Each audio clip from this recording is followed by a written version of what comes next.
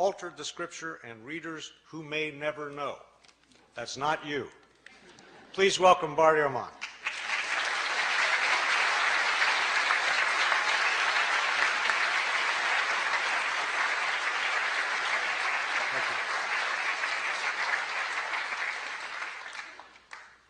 Well, thank you very much for that generous introduction, and you're welcome. It's a pleasure to be with you all this evening. So, as Bob was pointing out, I teach at the University of North Carolina at Chapel Hill, which, as you all know, is in it's the buckle of the Bible Belt. Which creates certain interesting moments in teaching historical approaches toward early Christianity and the New Testament. This last year I was teaching my course on the New Testament, so I had a class of about 360 students in it, and I decided to do something this last year that I had never done before. I began my class by asking students the following question. I said, how many of you in here would agree with the proposition that the Bible is the inspired Word of God? Boom! The entire room raises its hand. All right, good, great. Now, how many of you have read the Da Vinci Code, I asked? Boom! The entire room raises its hand. Oh, good, okay. Now, how many of you have read the entire Bible?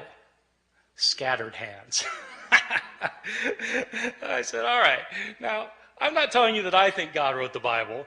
You're telling me that you think God wrote the Bible. I can see why you might want to read a book by Dan Brown. But if God wrote a book, wouldn't you want to see what he had to say?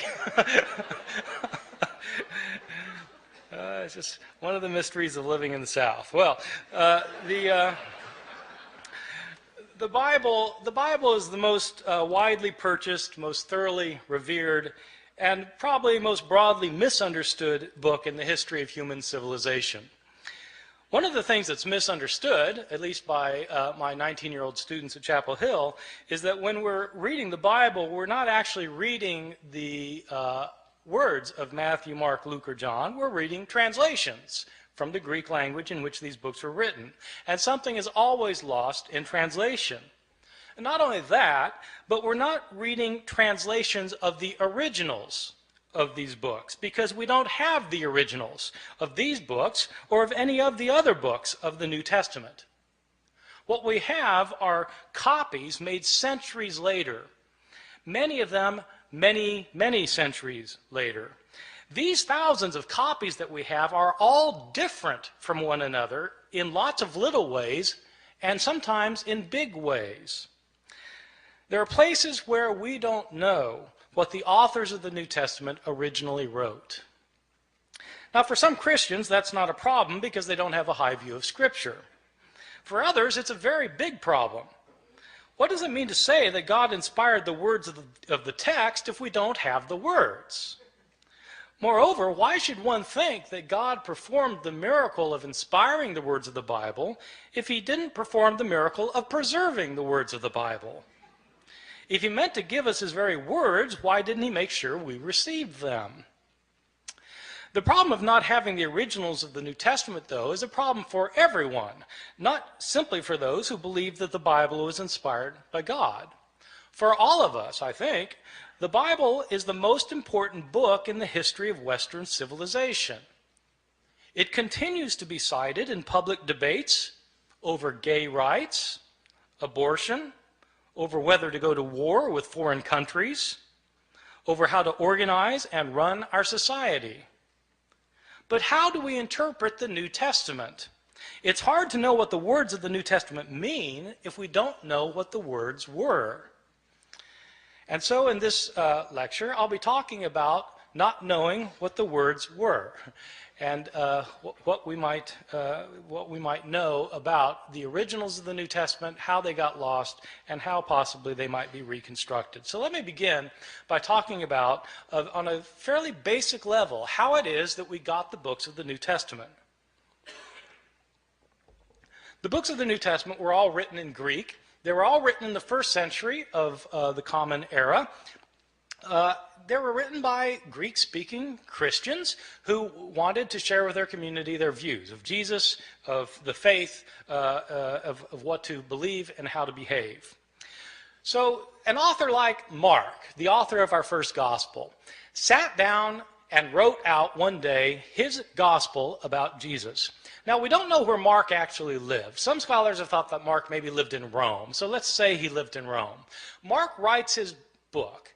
Well, how does this book get into circulation? The problem is we're dealing with an age in which there were no Xerox machines. There wasn't desktop publishing yet, no PDF files. In fact, there wasn't carbon paper. How did people get copies of books? Well, in the ancient world, the only way to get a copy of a book was to copy it by hand. One page, one sentence, one word, one letter at a time. Mark makes his book, and somebody in his community wants another copy of it. And so that person either makes a copy himself or has somebody else make a copy for him. Now, part of the problem is that in the ancient world, at this time period in the Roman Empire, probably something like 90% of the population was illiterate, couldn't read or write. So not anybody could just make a copy. And most people who could write couldn't write very well. And so somebody makes a copy. We don't know who it was who made the first copy. We don't know if this person was competent or incompetent, but he made a copy. And probably, if he made a copy of this book by hand, one page, one sentence, one word, one letter at a time, he made mistakes. Now, my students sometimes have difficulty believing that people make mistakes when they copy things by hand. And so I tell them, well, you sit down tonight and copy the Gospel of Mark and see how you do. Well, in fact, they'll make mistakes. Now, here we have a problem created because we have the second copy of Mark that is also put in circulation, and somebody wants a copy of Mark, and so they copy the copy, but the copy has mistakes in it, and so the next person who copies it copies the mistakes thinking that they're the original wording, and the second person also makes mistakes of his own. And so he not only reproduces the mistakes of his predecessor, he introduces his own mistakes. And then another person comes along and copies that copy, making the mistakes of both of his predecessors and creating mistakes of his own. And then that book gets put in. And pretty soon you've got copies around the city of Rome that are all different from one another. Now, a visitor comes to Rome from Ephesus, and they have a church back in Ephesus too, and they want a copy of this gospel, and so he takes a copy, makes a copy, takes it back to Ephesus. And then that copy gets copied, and that copy gets copied, and that copy gets copied. Then somebody comes from Smyrna, and they want a copy. And so it goes for year after year after year. We don't have a copy of Mark until around the year 200. About 150 years after Mark was originally written. So not only do we not have the originals, we don't have the first copies, or the copies of the copies, or the copies of the copies of the copies of the copies, etc., etc. Mistakes were made en route, and these mistakes were replicated. Now, the only way a mistake gets corrected is if you're copying a copy of Mark, and you come across a sentence that you're pretty sure is wrong because it doesn't make sense, and you try and correct it. And so you correct it to say something other than what it says. The problem is there's no guarantee that you will correct the mistake correctly, right? You might correct the mistake incorrectly, in which case you've got three forms of the text: the original text, the mistake, and the mistaken correction of the mistake. And so it goes on for year after year, decade after decade. The originals end up getting lost. They get lost. They're either worn out of existence, or people figure, well, we don't need this. I've got a brand new copy of it, and so they throw it away. And all of the books of the New Testament, all 27 books, experience the same fate. And so that is the situation we're dealing with. This is not a situation that's unique to the New Testament. This is a situation that we find for every book from the ancient world. Every ancient book has this problem. The problem's exacerbated with the New Testament simply because the New Testament has come to be revered as Scripture, and also because, as it turns out, we have more copies of the New Testament than of any other book from the ancient world. That would seem like a good thing, but it also means that we have more mistakes for the New Testament than for any other book. And so the abundance of evidence we have creates an abundance of problems. Let me talk about the surviving copies that we do have. First, give you a sense of the numbers of books that we're talking about. New Testament was originally written in Greek, and at last count, we had over 5,700 copies of the New Testament in the Greek language in which it was originally written. Now, when I say we have 5,700 copies, I don't mean that we have complete copies of all the books from beginning to end. What I mean is we have either complete copies or fragmentary copies. Some of these fragmentary copies are very small little fragments found in trash heaps in Egypt where the rest of the book was destroyed, and we just have a little scrap. So we have from little scraps to enormous tomes that are in medieval libraries. We have 5,700 copies in Greek, and we have copies in other languages because as Christianity spread throughout the Roman Empire, people translated the New Testament into other languages, such as Latin. We have something like 10,000 copies of the Bible in the New Testament in Latin, in Coptic, the ancient Egyptian language, in Syriac, in Georgian, in Armenian, in Old Church Slavonic, etc., etc. We have all sorts of copies in all sorts of languages. These copies can be compared with one another, and when you compare these copies with one another, there are lots of mistakes in them because no two of these copies are exactly alike in their wording. How old are these copies that we have? Well, the oldest copy that we have of any book of the New Testament is actually a little fragment that was discovered in Egypt. This fragment is about the size of a credit card, and it's written on both front and back.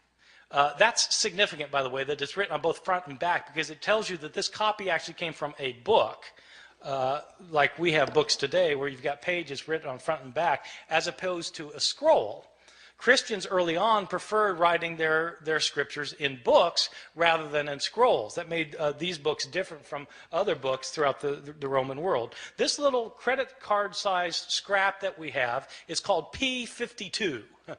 It's called P52 because it's written on papyrus. So papyrus is an ancient writing material, and it's called P52 because it was the 52nd papyrus that was discovered and categorized, classified, cataloged. So this little scrap has a few lines on it from John chapter 18. It's the passage where Jesus is talking to Pontius Pilate in his trial before Pilate, where Pilate says, "What is truth?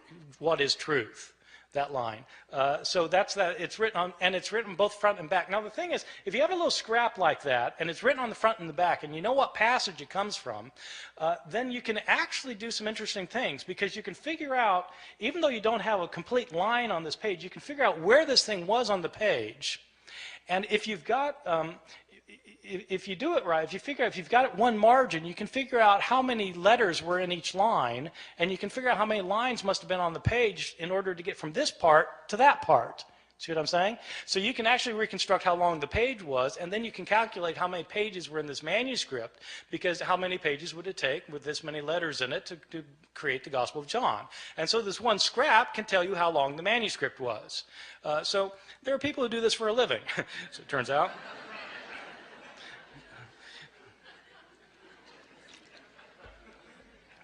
So this is the oldest scrap. How old is it? This scrap, P52, is usually dated to the first half of the 2nd century. The way they date ancient manuscripts is actually on the basis of a handwriting analysis. The science of this is called paleography. Paleo meaning ancient, graphy meaning writing, ancient writing. So the study of ancient writing is called paleography, and there are scholars who are paleographers who can date manuscripts within about 50 years of their production. The way the science works is that handwriting in the ancient world before there was the invention of printing changed slowly over time. So people made letters in certain distinctive ways depending on when they lived. And so if you are familiar with how handwriting was in different periods of history, then you can determine when a manuscript was written. That's the science of paleography. And a good paleographer can get within about 50 years. So this thing, and you need a 50-year gap because some scribe who's copying a manuscript when he's 70 probably is writing the same way he did when he learned how to write when he was 20. And so you need a 50-year gap. So this thing is dated to around 125 plus or minus 25 years. Well, that's pretty early. This is from the Gospel of John. This little piece was probably written about 30 or 40 years after John itself had been produced. So that's pretty good. We don't get a complete copy of the Gospel of John until, again, around the year 200. But we do have this little scrap. Most of the manuscripts we have are not anywhere near this early, though. We start getting full manuscripts at the beginning of the 3rd century, around the year 200, 150, 170 years after Jesus' death. These are about 120 years after most of these books had been written. And we don't start getting numerous manuscripts until the 7th, 8th, or 9th centuries. And then we start getting lots of them, because then you've got monasteries where monks are spending their days copying manuscripts, and we have a lot of their manuscripts. And so 5,700 manuscripts, some of them going back into the 2nd century, none of them being the originals, or within even within a few years of the originals. So with all of these differences, with all of these manuscripts, how many differences are there? Throughout the Middle Ages, it appears that the scholars didn't realize that there was a problem of not having the original text, or very few scholars realized that this was a problem. Even the scribes copying the text, they sometimes would realize there were differences in the manuscripts they were copying, but they didn't make a very big deal about it. The first time somebody made a really big deal about this was exactly 300 years ago this year, in the year 1707. There was a scholar named John Mill at Oxford. I think he's unrelated to the Victorian John Stuart Mill. This John Mill was a scholar of the Bible, and he had spent 30 years looking at manuscripts of the New Testament. Now, this is obviously after the invention of printing, and printers have to decide what text they're going to print, and the problem is they've got manuscripts that have differences among them. And so how does the printer decide which manuscript to print? Well, it's a problem. That's when they started realizing that this was an issue. Well, John Mill wanted to produce a printed edition of the Greek New Testament. He spent 30 years looking at the manuscripts available to him. He had available to him 100 manuscripts, approximately 100 manuscripts. And he printed up his edition of the Greek New Testament, in which he'd give a verse, and then at the bottom of the page he would indicate the places where the manuscripts differed from one another for that verse. To the shock and dismay of many of his readers, when John Mill produced his edition of the Greek New Testament, it included an apparatus at the bottom of the page that cited 30,000 places where the manuscripts differed from one another. 30,000 places where there were manuscript variations among the manuscripts that he had discovered. And the striking thing is, John Mill didn't give all of the differences he found. He only cited the differences that he thought were significant. Some of his detractors claimed that John Mill was working to render the text of Scripture uncertain. His supporters pointed out that he didn't create these differences. He simply noticed that they exist. So what do we know today about the numbers of mistakes in our manuscripts? Well, Mill looked at 100 manuscripts, and now we have 5,700 manuscripts. Nobody knows how many differences there are among the manuscripts that we now have, because nobody yet, even with the development of computer technologies, nobody has been able to add up all of the differences. Sometimes scholars guess there may be a couple 100,000 differences. Some people say 300,000, some say 400,000. There are different guesses. The way I usually put it to my students is in comparative terms. There are more differences in our manuscripts than there are words in the New Testament. More differences in our manuscripts than there are words in the New Testament. Well, this obviously creates a problem. If you want to know what Mark actually said, and all you've got are copies of Mark that are hundreds of years later that have so many differences in them, how can you possibly reconstruct it? Well, that is a problem. Now, having said that we have these hundreds of thousands of differences, I want to emphasize a particular point, which is most of these differences that we have in our manuscripts are completely insignificant, unimportant, and don't matter for a thing. Many of these differences in the manuscripts are so unimportant that you can't replicate them in translation. Okay? In other words, like they changed the word order in Greek, where you'd have to translate it the same way no matter what the Greek word order is. So, I mean, it doesn't really matter very much. By far, the vast majority of these hundreds of thousands of differences are significant for nothing more than showing that scribes in antiquity could spell no better than my students can today. And scribes, of course, didn't have spell check. Scribes, in fact, didn't even have dictionaries. And many scribes didn't care how they spelled anything. Sometimes you'll be reading a manuscript and there'll be the same word that occurs, say, 3 times within a couple of lines, and the scribe will spell the same word 3 different ways. He just doesn't care how the word is spelled. Well, so, you know, you've got lots and lots of those kinds of changes, and what do they matter for? They don't matter at all. So, having said there are all these hundreds of thousands of differences, I want to stress that most of them don't matter for very much. Some of these changes, the ones that don't matter, basically are accidental mistakes. Scribes were sometimes tired or sleepy, sometimes they were distracted, sometimes they were inept or unqualified, and they made mistakes. They would leave out a word, they'd leave out a verse, sometimes they'd leave out a page. They just made mistakes sometimes. One of the common mistakes of scribes is actually kind of interesting. Sometimes, you know, in the New Testament, you'll have a saying where you'll have 2 lines that end with the same words. Like Jesus in Luke chapter 12 says that whoever confesses me before people will be confessed before the angels of heaven, and whoever denies me before people will be denied before the angels of heaven. So you've got 2 lines that end with the words before the angels of heaven. And what scribes sometimes would do is they'd copy down the words before the angels of heaven on the first occurrence, and then, you know, they'd copy it down, then their eye would go back to the page, and their eye would alight on the second occurrence of the same words. Thinking that that's what they had just copied, they'd go then to the next line and start copying there, and as a result, they would leave out the intervening line. See how that works? That kind of phenomenon is where your eye skips from one line to another. It's called parablepsis.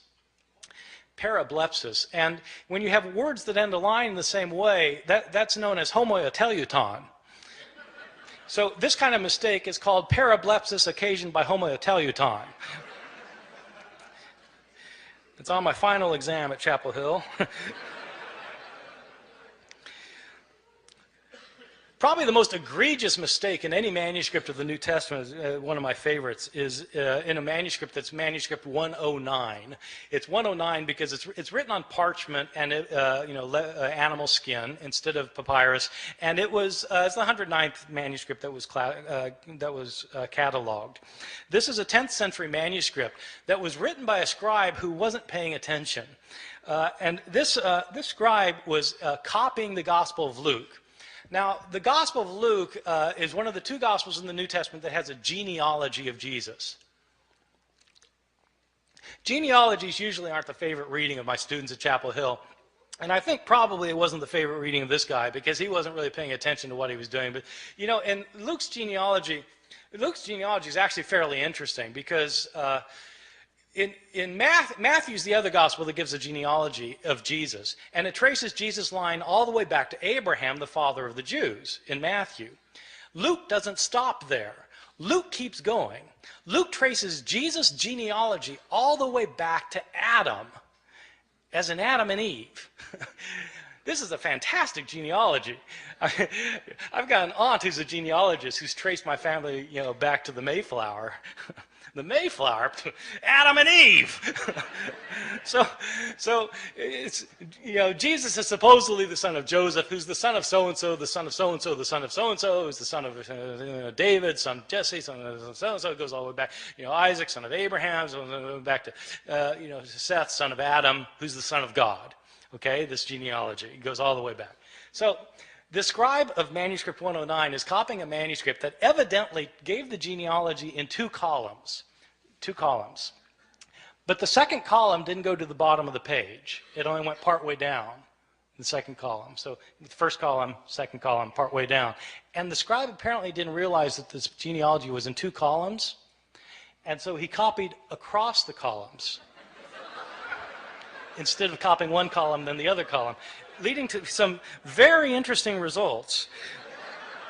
As it turns out, Adam isn't the first human being. There was a man named Phares, who's the father of the human race, and as it turns out, God is the son of Aram. So it happens. These kinds of mistakes are just pure accidental mistakes that scribes mess up in places. There are other kinds of mistakes that are what I think are probably intentional mistakes. I differentiate between accidental mistakes where scribes just slip up and intentional mistakes where it looks like scribes are actually trying to change the text. Now, I don't know for sure that scribes are trying to change the text. I don't have any scribes around to interrogate about the matter. But there are some changes that don't look like they could possibly simply be a slip of the pen. And there are others that are debatable, whether they were a slip of the pen or not. But let me give you a couple of examples, and you'll see that some of these look like scribes maybe wanted to change the text. I'll give you a couple for instances. In Mark chapter 1, the Gospel of Mark, we read at the very beginning that we read, as was written in Isaiah the prophet, behold, I send my messenger before your face to prepare your way for you. Okay, this is in Isaiah the prophet, behold, I send my messenger before you. This is a very interesting passage because the passage that's quoted is not Isaiah. When it says in Isaiah the prophet and then it gives the quotation, the passage quoted is actually Exodus. So it's interesting that in the later manuscripts of Mark's gospel, the text is changed.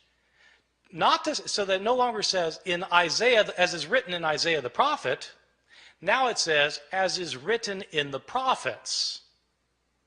You see, getting rid of the problem that, in fact, this isn't a quotation from Isaiah. Right? See, so I mean, maybe that's a slip of the pen, but it looks to me like somebody saw that this could be taken as a mistake, and they changed it as a result. Or give you a second example. In Luke's Gospel, chapter 2, we have the only story of Jesus as a boy in the New Testament. Jesus is a 12-year-old, and we're told that he and his family have taken a trip to Jerusalem to celebrate a festival, probably the Passover festival. It is a peculiar story because they celebrate this festival, and then the family goes back in the caravan back home, and 3 days later they realize Jesus isn't with them. I mean, you might think they would have checked ahead of time, but he's not there, and so they go back to Jerusalem to try and find him, and on the third day, his mother finds him in the temple. And this isn't an accident, by the way, that it's on the third day, right? This is a foreshadowing for Luke of what's going to happen at the resurrection narrative, where on the third day, Jesus will rise from the dead. Well, so on the third day, his mother finds him in the temple, and there's 12-year-old Jesus talking to the leaders of the Jews and discussing with them matters of the law. And Mary is not pleased, and she sees Jesus finally after tracking him down for 3 days, and she says, "Son, why have you done this? Your father and I have been looking all over for you." Now, when scribes copied this, they were taken aback. Your father and I? But Joseph wasn't his father, right? Jesus was born of a virgin. So it doesn't make sense for Mary to say, your father and I have been looking all over for you. And so there are changes in the manuscripts. Some manuscripts simply say, Joseph and I have been looking all over for you. Some manuscripts say, we have been looking all over for you. But somebody's changing the text because it could be read as a problem. And so they got rid of the problem. I'll give you a third example. This example is in one of Jesus' discourses in the New Testament, in Matthew chapter 24, in which Jesus is talking about what's going to happen at the end of time. This passage actually was very important. I feel a tangent coming on here, by the way. This passage was very important when I moved to Chapel Hill in 1988. Bob, you had been gone for a year at this time. In 1988, there was a big furor in North Carolina. There were Christian groups who thought that the end of the world was going to happen in 1988. That Jesus was going to come back and take everybody out of the world who were his followers. That's the rapture, right? When the rapture, and Jesus comes back, takes people out of the world, and then all hell breaks out on earth for 7 years, and then the end comes, right? So there was a guy who had written a book based on this passage I'm going to talk about in a second. A guy had written this book that was called 88 Reasons Why the Rapture Will Occur in 1988. This book was in 2 million copies. I had students whose parents believed it and literally sold the farm. They thought that Jesus was going to come back in 1988. And so I just showed up in North Carolina kind of blissfully ignorant of these things. And I moved from New Jersey where such things we're not worried about. And but this guy named Edgar Whisenant, he was a NASA engineer who had studied the Bible and come up with 88 reasons why the rapture is going to occur in 1988. And one of the reasons involves this passage I'm going to talk about. Jesus tells this the disciples want to know, when's the end going to come? And Jesus tells them, learn the parable of the fig tree. When the fig tree puts forth its leaves, you know that summer is near. So too, when these things take place, you know that the end is near. Truly I tell you, this generation will not pass away before all these things take place. So Edgar Whisenant, this is one of Edgar Whisenant's 88 reasons. So the way it works is this. What is Israel in the Bible? Israel is sometimes represented as a fig tree. Well, when the fig tree puts forth its leaves, you know that the end is near. Well, okay, so if the fig tree is Israel, when does the fig tree put forth its leaves? Well, the fig tree lies dormant over the winter, and then when springtime comes, it comes back to life. When does Israel come back to life? 1948. That's when Israel comes back to life, becomes a nation again. Truly I tell you, this generation will not pass away before all these things take place. How long is a generation in the Bible? 40 years. 1948 plus 40, bingo, 1988. This was one of the 88 reasons. Now, somebody pointed out to Edgar Whisenant that Jesus in the same passage points out that no one knows the day or the hour when the end will come. When Whisenant had said that it was going to come during the week of Rosh Hashanah in September. And so they said, but Jesus says no one knows the day or the hour. And Whisenant was completely unfazed. He said, I don't know the day or the hour. I just know the week.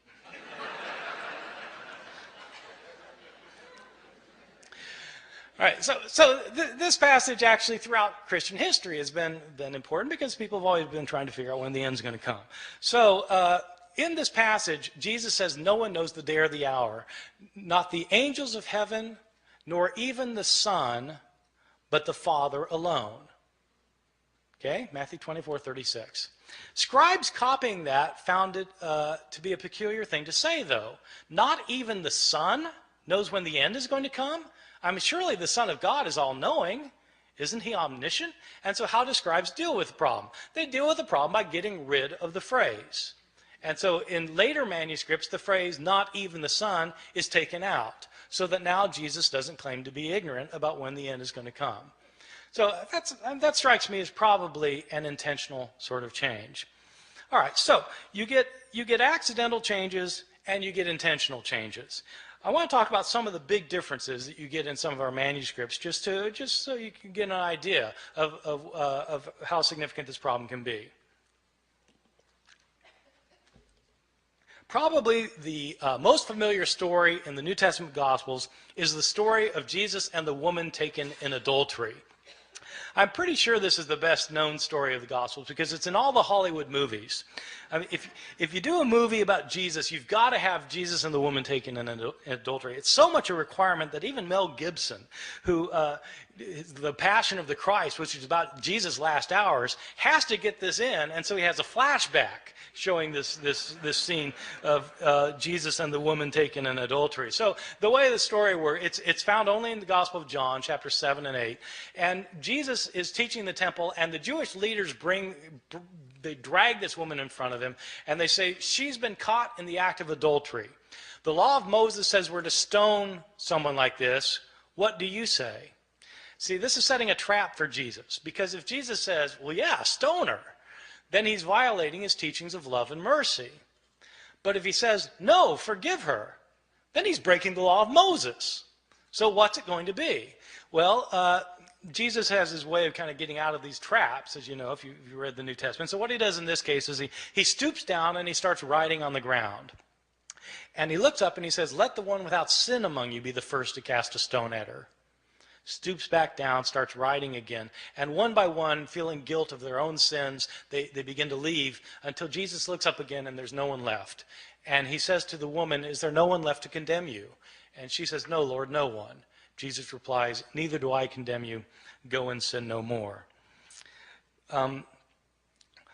There is a textual variant in a now lost manuscript, which when Jesus, about this line about when he says, "Let the one without sin among you be the first to cast a stone at her." In this one textual variant, it indicates that a stone comes flying out from the crowd, nails the woman in the head. And Jesus says, "Mom, sometimes you really tick me off."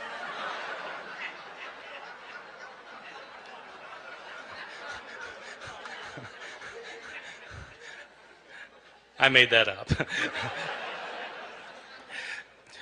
This story, this beautiful story, this powerful story, which has two terrific lines from Jesus in it, this story was not originally in the Gospel of John. This is a story that was added to the Gospel of John by later scribes. How do I know that? We have a number of early manuscripts of the Gospel of John. This story is not found in any of our early or best manuscripts of the Gospel of John. The Greek authors who wrote commentaries on the Gospel of John over the centuries don't mention this story until the 10th century, 1,000 years after the days of Jesus. The writing style of this story, if you read it in Greek, the writing style is a completely different writing style from the writing style of the rest of the Gospel of John. As a result, scholars have known for years that this story did not originally belong in the Gospel of John. Well, why is it in our English Bibles then? Probably what happened was some scribe had heard this story. They'd heard the story and they decided that it illustrated some of the teachings in John chapter 7, and so they wrote out the story in a margin. A second scribe came along, saw the story in the margin, and thought it belonged in the text, and then wrote his manuscript by putting the story in the text. Another scribe comes along and copies that manuscript, and that manuscript gets copied, and so on until it becomes part of the textual tradition. And it's these later manuscripts that were used by the translators of the King James Bible in 1611, so that the story came into English through the King James Bible. So this story, however, is not a story that was originally in the New Testament. So people sometimes ask me, well, are there any changes that are significant in the New Testament? Yeah, well, this strikes me as a rather significant change, that the story of the woman taken in adultery wasn't originally there. Or consider a second instance of another big difference, the Gospel of Mark. Mark is probably my favorite gospel because it's so subtle and understated in places, and it says things that you don't expect. And nowhere is this more true than in the ending of Mark's gospel. In Mark's gospel, Jesus is put on trial, and he's crucified, he's dead, he's buried, and on the third day, the women go to the tomb. The tomb is empty, and Jesus is not in it. There's some man in there. And the man tells the women that Jesus is not here, he's been raised from the dead. He tells the women, go tell the disciples that he will meet them in Galilee. And then it says the women fled from the tomb, and they didn't say anything to anyone, for they were afraid. Period. That's where it ends. That's the end of the Gospel of Mark. And you think, how could it end there? I mean, they're told to tell the disciples, but they don't tell anybody. Didn't the disciples ever learn? Didn't they go to Galilee? Didn't they see Jesus? How could that be the end of the story? And that's exactly the reaction the scribes had. They got to that ending, they said, how could it end there? And scribes then decided it couldn't add there, and so they added 12 verses. So that in your English Bibles today, you'll find 12 more verses after that, after chapter 16, verse 8, and often they'll be in double brackets because the translators will tell you in a footnote, these verses weren't originally in here, these were added by later scribes. In these verses, in these added verses the scribes added later, but we know they're added later because they're not in the earliest and best manuscripts. The writing style is different from the rest of the Gospel of Mark, and in fact there are inconsistencies between this ending and the verses that precede it. So this is clearly an addition to the Gospel of Mark. In these final verses, according to these final verses, the women do go tell the disciples do go to Galilee, they do meet Jesus there, and Jesus then tells them that they're to make disciples of all the nations, and people who become his disciples will be able to speak in foreign languages that they previously didn't know. They'll be able to handle deadly snakes, and they'll be able to drink poison and it won't harm them. These are the verses that the Appalachian snake handlers in my part of the world use to base their liturgical practices on. I've always thought that sometime in the ambulance on the way to the hospital, somebody should point out, well, actually those verses aren't in the Gospel of Mark.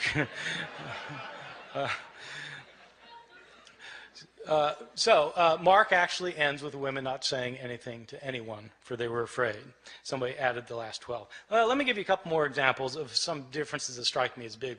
One that I think is really quite interesting that scholars debate. The first two I gave you, scholars don't debate very much. Almost everybody agrees that they weren't originally there. But there's an interesting change in another story in Mark that there's a lot of debate about among scholars. It's a story in Mark chapter 1 where Jesus heals a leper. And the way the story works is that Jesus is walking along, and a leper comes up to him, and the leper says to him, this is this guy with leprosy, and he comes up to him and he says, Lord, if you're willing, you're able to cleanse me. And in most manuscripts it says that Jesus felt compassion for the man, and he reached out his hand and he said, I am willing, and he healed him. But in several ancient manuscripts it says something different. In these other manuscripts, instead of saying Jesus felt compassion for the man, it says, and Jesus got angry and reached out his hand and said, I am willing, be cleansed. Getting angry. Now, scholars have to debate which is the text that Mark originally wrote and which is the text that's been changed by a scribe. And one piece of logic that scholars have used over the years is this. Ask yourself, which text is a scribe more likely to have created out of the other? Is a scribe likely to have taken the text that says Jesus felt compassion and changed it to say Jesus got angry? Or is a scribe likely to have found the text that said Jesus got angry and to change it to say Jesus felt compassion? Well, if you put it like that, then, the latter's more likely something a scribe would have changed. And so this criterion ends up sounding kind of backwards, but the way the criterion works is that the reading that's the most difficult to understand is probably the original one. Okay? The more difficult reading is to be preferred.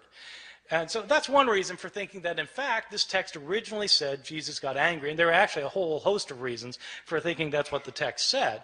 The next step, then, is to ask, well, what's he angry about? In other words, to try and figure out what the text means. But you can't know what the text means unless you know what the text says. You see? So you've got to establish the words first, and that's what people who are textual critics do. They try and decide what the words originally were. Let me give you one other example, and then I'm going to stop and take any questions that you have. There's another quite moving passage in the Gospel of Luke. Which is also well known. It's a scene in which Jesus is being crucified, and Luke is interesting in the scene of Jesus' crucifixion. Luke is interesting at the scene of the crucifixion because it's unlike what happens in Luke is unlike what happens in Mark's gospel, the story of the crucifixion. In Mark's, just to illustrate this for a second, in Mark's gospel, which is the first gospel, you have a very distinct portrayal of Jesus going to his crucifixion, a portrayal that is filled with pathos and agony. People don't realize this, that Mark's portrayal is very different from Luke's portrayal. And the reason they don't see that there are differences is because of the way that people read the Gospels. The way people typically read the Gospels, if they read the Gospels at all, but if they read the Gospels, the normal way of reading a Gospel is you start at the beginning and you read to the end. So, okay, you're going to read the Gospel. You start with Matthew. You start with the first verse, chapter 1, verse 1, and you start reading and you get to the end. You go from top to bottom. Then you read Mark. Start with the beginning, go to the end, top to bottom, and it sounds a lot like Matthew. Same stories, a lot of the same words, sounds very similar. Then you read Luke, top to bottom, sounds exactly the same. Not exactly, it's different, but it's basically the same thing. They sound alike. And then you read John, well, that's different, but, in essence, it's not that far off. So they all sound basically the same because you read them from top to bottom, or you read them vertically. The way to see differences in the Gospels is to read them not vertically, but to read them horizontally. where you read a story in Matthew and you look at the same story in Mark and compare the two stories. When you do that, you start finding enormous differences. People, there are all these debates about whether there are discrepancies in the Bible. If you want to find discrepancies in the Bible, all you have to do is read the texts horizontally. I give this as an assignment to my students all the time. I give them I say, take the resurrection accounts.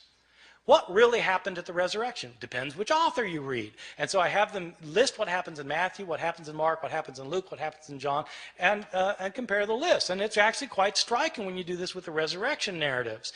Because, well, who is it that goes to the tomb?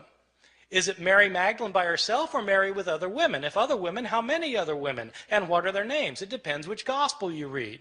What do they find there? Is the stone rolled away already or is it not rolled away already? Depends which gospel you read. Who do they see there? Do they see a man there as in Mark? Do they see two men there as in Luke? Or do they see an angel as in Matthew? Depends which gospel you read. What are they told? Are they told to tell the disciples to meet Jesus in Galilee, or are they told to tell the disciples to stay in Jerusalem? Do they go tell the disciples? It depends whether you read Mark or whether you read Matthew and Luke. If they do tell the disciples, what do the disciples do? Do they go to Galilee or do they stay in Jerusalem? It depends which gospel you read. I mean, you just go down the line, and it's different. And that's what you get if you read these stories against each other.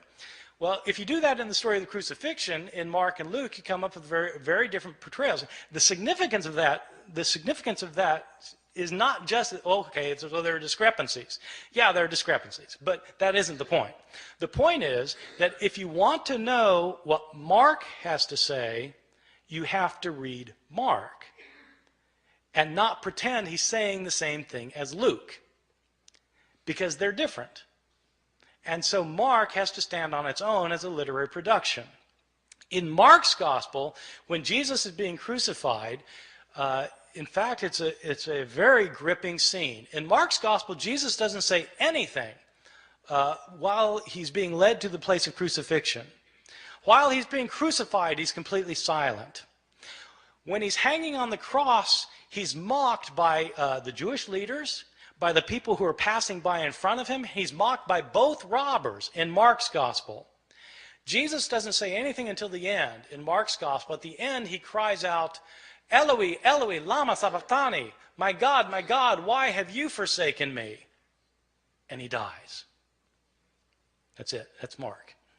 Very, very powerful and gripping. But people don't realize that this, because people think Jesus said all sorts of other things on the cross. Well, why do they think that? Because they've read Matthew, and they've read Luke, and they've read John, and they end up with the 7 last words of the dying Jesus, which are found in not one of the Gospels, but by smashing all of the Gospels together into one big Gospel. Now, it's perfectly legitimate to do that if you want to do that. If you want to read the Gospels and smash them all together so they're all right and they're all saying the same thing, but you have to realize that if you're doing that, you're writing your own Gospel. And you're making it say something that's different from any of the Gospels of the New Testament. Okay, so I mean that's the effect of doing that. In Luke's gospel, Jesus is not silent. He's not silent on the way to be crucified. He sees women weeping for him, and he turns to them and he says, daughters of Jerusalem, don't weep for me. Weep for yourselves and for your children, for the fate that's to befall you. He's more concerned about these women than himself in Luke's gospel. In Luke's gospel, he's not quiet while he's being nailed to the cross. He prays, Father, forgive them, for they don't know what they're doing. While he's hanging on the cross, he actually has an intelligent conversation with one of the robbers. The one guy maligns Jesus. The other robber says to the other person to be quiet because Jesus hasn't done anything to deserve this. And then he turns to Jesus and says, Lord, remember me when you come into your kingdom. And Jesus says, truly I tell you, today you will be with me in paradise. Jesus knows exactly what's happening to him in Luke's gospel. Not in Mark, but in Luke, he knows exactly what's happening to him. He knows what's going to happen to him after it happens to him. He's going to wake up in paradise, and this guy's going to be next to him. And at the end, the most telling thing of all is that Jesus, instead of crying out, my God, why have you forsaken me? He doesn't say that in Luke. What he says is, Father, into your hands I commend my spirit. And he dies. In Luke's gospel, Jesus is completely in control of the situation. He knows what's going on. He knows why it's going on, unlike Mark, where he seems to be in doubt. This passage, this verse about Father, forgive them for they don't know what they're doing, is a very interesting verse. In early Christianity, this verse was interpreted not as a prayer of forgiveness for the Romans who were crucifying him. It was interpreted as a prayer for the Jews who had turned Jesus over to the authorities. Jesus is asking for forgiveness for the Jewish people in the interpretation of the early Christian interpreters of the passage. That makes it striking that in some manuscripts from the early years, this prayer is omitted by some scribes. Why would scribes take that lovely verse out? Well, it should be obvious why they took it out. They took it out because they interpreted it as a prayer of forgiveness for Jews, and these scribes didn't think God had ever forgiven the Jews. In the 2nd and 3rd centuries, Christians started saying that Jews are guilty for the killing of Christ, and that, in fact, the destruction of the city of Jerusalem in the year 70 by the Roman armies was a punishment by God given to the Jewish people for rejecting their own Messiah. In the 2nd and 3rd centuries, we have Christians who are saying that Jesus was God, so that when Jews, they would say, when Jews were responsible for the death of Jesus, we have some authors saying Jews are guilty of deicide. Jews have killed God, and God held them responsible. What's a scribe who thinks that going to do with this prayer of forgiveness? He's going to take it out, and that's exactly what happens. Some of our early manuscripts are missing the prayer. They're missing it because scribes have changed it for reasons of their own. These are some of the big differences that you can find in the New Testament manuscripts, and there are all sorts of differences that you find. Some are related to theological disputes of early Christianity, where scribes have changed the text to make it coincide more closely with their own theological views. Some of these changes have to do with relationships of Christians and Jews. Some of these changes have to do with Christian understandings of women. There continue to be debates today in churches, Christian churches, about whether women should have leadership roles. Well, these debates often hinge on verses that have been changed by scribes. You can guess which way scribes changed these verses. In the 2nd and 3rd centuries, when women's roles were being suppressed, all of a sudden manuscripts start showing up in which women are told to be silent in the churches. This is the sort of change that scribes made. The textual critic is somebody who tries to deal with this phenomenon of manuscripts that have so many changes in them. There are actually two things that a textual critic does. One thing that is, of course, primary importance is to figure out what an author actually wrote. Because you can't interpret an author, whether you're talking about Plato or Aristophanes or Homer or Mark or Matthew or Luke or John. You can't interpret what an author said unless you can't interpret what he said unless you know what he said. You've got to have his words, and so textual critics try to reconstruct to the best of their ability what an author actually wrote. A textual critic also, though, is interested in knowing why the text got changed. Why did scribes change the text? I mean, you know, it's interesting to see that sometimes they fell asleep, but beyond that, what kind of theological motivations were there for changing the text? What kind of ideological influence were affecting these scribes? When we know more of that kind of information, we're better able to understand both the scribes and their own historical context as people living in the early centuries, especially the early centuries, a time period about which we have very little information about Christianity otherwise. Thank you very much.